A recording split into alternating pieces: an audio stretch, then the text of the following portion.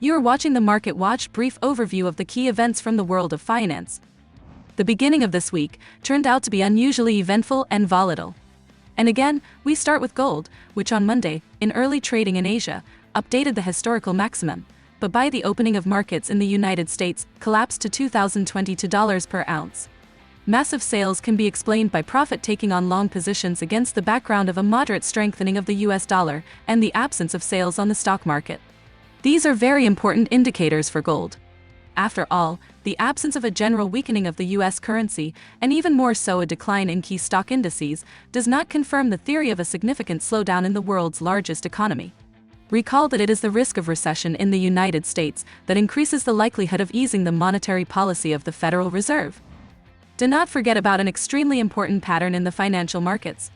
A strong economy, which is also flooded with money during the quarantine period, is a direct way to increase inflation.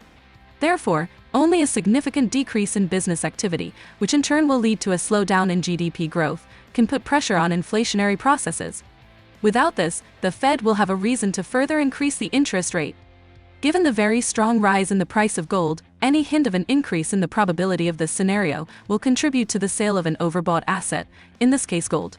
This is most likely what happened to gold in the afternoon of the trading day on Monday.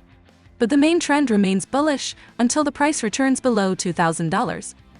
Shifting to the cryptocurrency market, I don't even want to think that it may suffer the same fate as the precious metals market.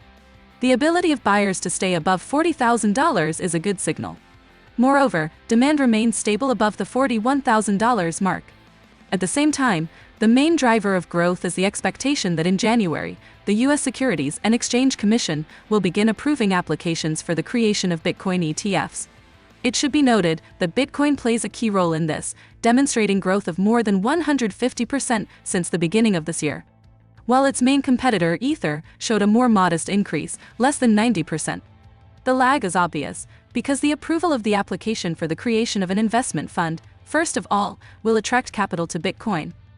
But if we are talking about the clear leadership of Bitcoin, then we should not forget about two important related points. Firstly, Ether is becoming more undervalued and has greater growth potential in the long term. And last but not least, it is less exposed to the risk of collapse in the event of a negative decision by the U.S. Securities and Exchange Commission.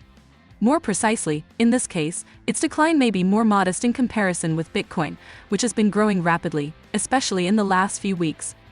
That's all I have. Follow the news carefully and be prepared for all the surprises of the market.